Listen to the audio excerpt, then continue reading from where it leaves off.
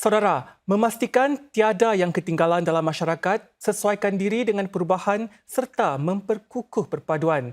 Itulah 3 perkara yang digariskan mantan Presiden Singapura Halimah Yacob dalam ucapannya di Majlis Penghormatan buat beliau yang dianjurkan bersama Pertubuhan Melayu Islam MMO siang tadi.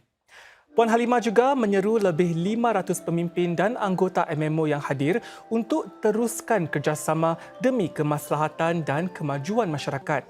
Beliau menegaskan bahawa peranan MMO lebih penting kini di tengah-tengah pelbagai cabaran dan ketidaktentuan global. Mereka perlu lebih bekerja keras untuk pastikan perkhidmatan yang disediakan relevan dan boleh bantu masyarakat dalam sekitaran yang berubah kini. Puan Halimah berkata beliau akan terus bekerjasama dengan MMO dan pernah menjadi penaung kepada lebih 40 pertubuhan amal dan masyarakat, antaranya termasuk Persatuan Ain, PPIS dan Roses of Peace. We are all not competing with each other. We are actually complementing each other in each other's efforts. Everyone has a niche in whatever area you are doing, and you are able to perform better in achieving the goals of your particular niche by supporting, complementing, augmenting each other's efforts. And Alhamdulillah, I see today's gathering as an example of that. The solidarity, the support you have for each other, really, this is really something that is heartwarming. Acara di The Ritz-Carlton itu dihadiri para individu dari 36 kumpulan masyarakat termasuk Pertubuhan Melayu Islam di mana sumbangan dan kepimpinan Puan Halimah selaku Presiden ke-8 Singapura dihargai dan disanjungi. Di acara itu juga sebuah collage gambar yang meraikan perjalanan dan sumbangan Puan Halimah turut disampaikan kepada beliau. Acara ini merupakan hasil kerjasama antara MMO yang menurut Timbalan Pengerusi Yayasan Mendaki Zaki Mohamad mencerminkan keakraban dalam kalangan mereka. Dalam bidang pendidikan, Presiden telah menyokong Mendaki dan juga badan-badan lain dalam meningkatkan lagi prestasi anak Melayu kita dan menunjukkan akan kepentingan pendidikan untuk menjamin future bagi anak kita. Dari segi social welfare, beliau sentiasa menolong mereka yang kurang berkemampuan dan kurang berupaya. Yang ketiga, kita juga melihat arena seperti Religious and Racial Harmony. Puan Halimah telah menjadi seseorang yang dapat menyatukan masyarakat. Singapura mahu menyaksikan Amerika Syarikat dan China menggerakkan hubungannya ke arah lebih positif di mana kedua-dua negara itu bersaing dalam sebilangan bidang tetapi juga bekerjasama dalam bidang-bidang lain. Timbalan Perdana Menteri Lawrence Wong juga berharap Presiden Joe Biden dan Presiden Xi Jinping dapat mengadakan pertemuan secara bersemuka di sidang puncak APEC bulan depan. DPM Wong berkata demikian dalam satu acara dialog Badan Pemikir di Washington DC.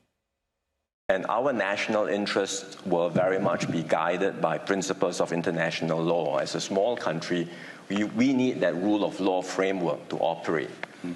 And so that's how we will make our decisions, which means that depending on the circumstances, in some instances we may make decisions that seems to favor one side versus the other, but that doesn't mean that we are pro-China or pro-America. It simply means that we are pro-Singapore. Pesakit buah pinggang kini tidak lagi perlu ke hospital untuk membersihkan kateter yang tersumbat.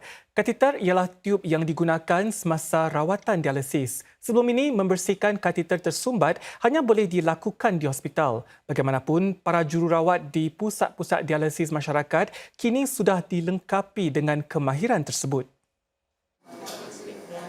Sudah 15 tahun Cik Mesum Reswat mengalami kegagalan ginjal. Beliau menjalani dialisis 3 kali seminggu di sebuah pusat yang terletak 15 minit sahaja dari rumahnya.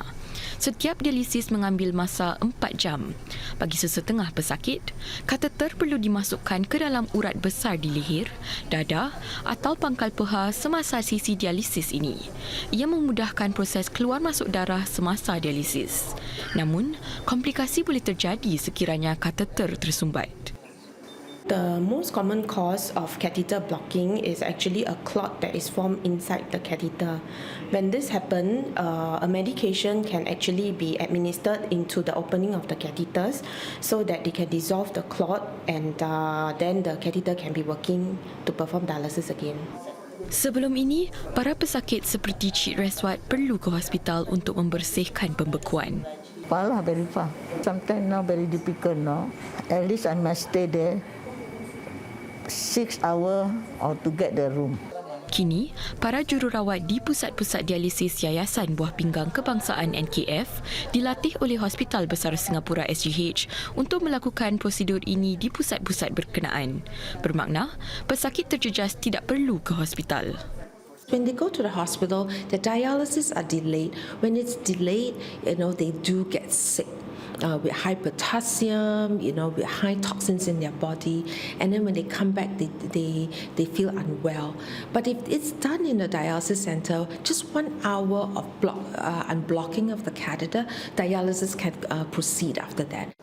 Menurut NKF, 100 jururawat daripada semua pusat dialisisnya sudah terlatih untuk melakukan proses ini dan lebih ramai lagi akan dilatih jika perlu. Di Singapura, hampir 9,000 penduduk menghidap kegagalan buah pinggang dengan 6 pesakit baharu disahkan menghidapnya setiap hari. Dianggarkan bahawa 5 pusat dialisis perlu dibangunkan setiap tahun untuk menangani kenaikan ini. Saintis Muslimah terkemuka Profesor Jackie E. Ru Ing dijulang dengan gelaran Tokoh Wanita Her World 2023. Penduduk tetap Singapura ini ialah pengasas badan-badan seperti Institut Kejuruteraan Bio dan Nanoteknologi IBN, Lab Nanobio A-Star dan Cellbay. Antara sumbangan besar tokoh berusia 57 tahun ini adalah meningkatkan mutu kehidupan merentas bidang bioperubatan serta teknologi pertanian. Menurut pihak penganjur, beliau juga mencipta inovasi dalam jagaan kesihatan dan kemampanan sekitaran menerusi teknologi nano.